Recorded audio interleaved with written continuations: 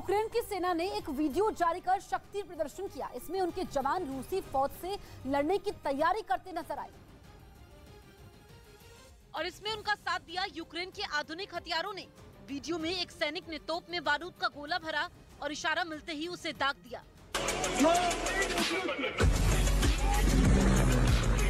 Ukraine के रक्षा मंत्रालय की तरफ से जारी किए गए इस वीडियो में सेना के जवान दनादन गोलियां बरसाते नजर आए। कहीं वो पैदल गश्त करते दिखे तो कहीं आसमान से छलांग लगाते नजर आए। इसके अलावा वहां मिसाइलों का जखीरा भी नजर आया। रूस के राष्ट्रपति व्लादिमीर पुतिन ने अमेरिका और यूरोप के लगाए आर्थिक प्रतिबंधों को पूरी तरह फेल कह दिया। पुतिन ने साफ कहा कि इस तरह के प्रतिबंध लगाकर इन देशों ने अपने ही पांव पर कुल्हाड़ी मार ली और वो खुद ही उन प्रतिबंधों के नतीजे भुगत रहे हैं। इतनी सफाई से पुतिन ने अमेरिका और यूरोप के आर्थिक प्रतिबंधों पर इससे पहले कभी बात नहीं की थी, लेकिन इस बार उन्होंने जो कहा बिल्कुल साफ कहा। पुतिन के मुताबिक ये साफ हो चुका है कि अमेरिका और यूरोपियन यूनियन के लगाए प्रतिबंध पूरी तरह से फेल साबित हुए। रूस को आर्थिक नुकसान पहुंचाने की अमेरिका की रणनीति पूरी तरह से नाकाम साबित हुई।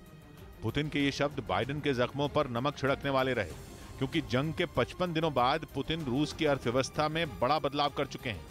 शुरुआत में रूस को जो भी नुकसान हुआ हो, अब रूस की अर्थव्यवस्था उससे उबर चुकी है।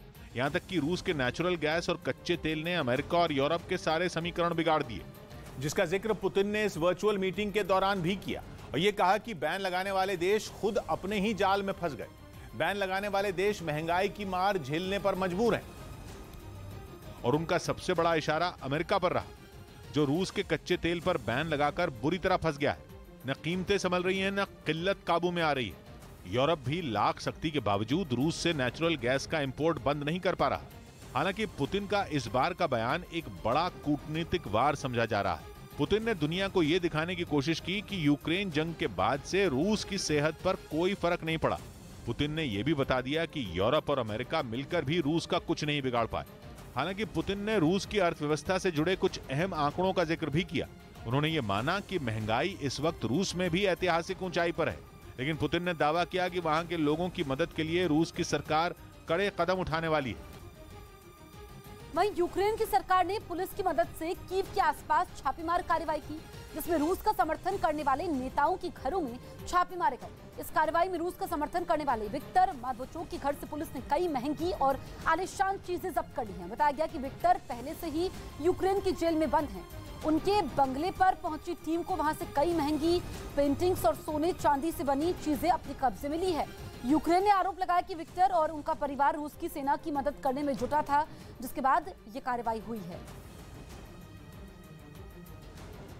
रूस ने यूक्रेन में खून खराबे का ठीकरा अमेरिका पर फोड़ दिया। अमेरिका को पहले ही इस जंग की वजह से दुनिया भर में काफी फजीयत झेलनी पड़ रही है और अब रूस ने भी जंग की वजह से यूक्रेन में बड़े पैमाने पर मची तबाही के लिए उसे निशाने पर ले लिया। यही नहीं, रूस के रक्षा मंत्री सर्गेई शोइगु ने तो अमेरिका को इस युद्ध का सबसे बड़ा विलन बता दिया और अमेरिका की ओर से यूक्रेन को दिए जा रहे हथियारों को वहां जारी खून खराबे की वजह करार दिया। Соединенные Штаты Америки и подконтрольные западные страны делают все, чтобы максимально затянуть. यही नहीं, उन्होंने अमेरिका पर यूक्रेन युद्ध को लंबे समय तक खींचने के लिए अपने सहयोगियों के साथ मिलकर साजिश रचने का भी आरोप लगाया। События последних месяцев наглядно демонстрируют, насколько важно для России. असल में पुतिन की सेना पर यूक्रेन के बुचा और कुछ दूसरे शहरों में नरसंहार के आरोप लग रहे हैं और इस मुद्दे पर अमेरिका रूस को घेरने में कोई कसर नहीं छोड़ रहा। यही वजह है कि अब रूस ने यूक्रेन में मची तबाही के लिए अमेरिका और पश्चिमी देशों को जिम्मेदार ठहरा दिया। यूक्रेन में जारी हमले के बीच रूस ने कीव के पास मिसाइल फैक्ट्री को निशाना बनाया और उसे ध्वस्त करने की कोशिश की। बताया गया कि यूक्रेन ने नेपच्यून मिसाइल से ही मॉस्को को तबाह किया था और यही वजह है कि रूस ने कीव के पास नेपच्यून मिसाइल बनाने वाली फैक्ट्री पर हमला बोला। इस वक्त कीव में मौजूद न्यूज 18 के अरुण कुमार सिंह की ये एक्सक्लूसिव रिपोर्ट आप देखिए। मैं इस वक्त कीव शहर से 20 किलोमीटर दूर एक मिसाइल फैक्ट्री के बाहर खड़ा हूं, जहां रूस ने हमला किया है। रूस ने एयर स्ट्राइक किया कीव के बाहर, जहां उसके मुताबिक नेपच्यून मिसाइल जो यूक्रेन बना रहा था वो इसी फैक्ट्री में बना रहा था। मेरे पीछे जो फैक्ट्री आपको दिखाई दे रही है, हालांकि मिसाइल जहां गिरी है, रूस ने जो एयर स्ट्राइक किया है, वहां के विजुअल अंदर के हम नहीं दिखा सकते क्योंकि मिलिट्री ने इस पूरे इलाके को प्रतिबंधित किया हुआ है। किसी की गाड़ी नहीं आ रही है। हम अकेले कोशिश हमने किया यहाँ पर आ करके और आपको तस्वीरें दिखाएं, लेकिन इस फैक्ट्री में नेपच्यून मिसाइल बनती थी यूक्रेन द्वारा। नेपच्यून वही मिसाइल है जो 2014 में क्रीमिया पर जब रूस ने पूरा कब्जा कर लिया, उसके बाद यूक्रेन ने खुद इसको डेवलप किया और इसी नेपच्यून मिसाइल से ही मोस्कवा युद्धपोत जो काला सागर में खड़ा था रूस का, उसको डुबोया, यूक्रेन की सेना का दावा है। और उसके बाद नाराज पुतिन ने, रूस ने ये स्ट्राइक की है ताकि जिस फैक्ट्री में नेपच्यून मिसाइल बन रही है उस फैक्ट्री को ही तबाह कर दिया जाए। कितना नुकसान हुआ, कितनी मिसाइल बर्बाद हुई, इस बाबत कोई जानकारी नहीं क्योंकि पूरा इलाका सील है, वहां हमें नहीं जाने दिया जा रहा है।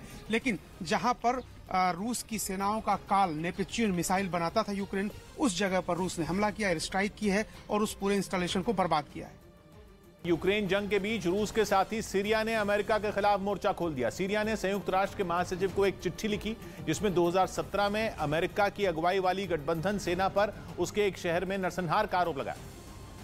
और यूएन को लिखे इस खत में सीरिया ने 2017 की कई घटनाओं का जिक्र किया, जिसके साथ ही अमेरिका पर यह आरोप लगाया गया कि सीरियाई शहर रक्का में उसके सैनिकों ने उस वक्त जमकर बर्बरता की थी। सीरिया के विदेश मंत्री के मुताबिक अमेरिकी फौज ने जून 2017 से लेकर अक्टूबर 2017 के बीच आईएस के खिलाफ रक्का में सैन्य अभियान चलाया था, लेकिन इस अभियान की आड़ में अमेरिकी सैनिकों ने हजारों बेकसूर लोगों की जान ले ली थी। इसके अलावा भारी बमबारी कर उन्होंने पूरे शहर को तबाह कर दिया था। सीरिया ने ये चिट्ठी ऐसे वक्त में लिखी है जब रूसी सेना पर यूक्रेन में बूचा समेत कई जगहों पर नरसंहार का आरोप लगा है, जिसे लेकर अमेरिका रूस पर लगातार हमलावर है। इस वक्त की बड़ी खबर आपको बता दें, यूक्रेन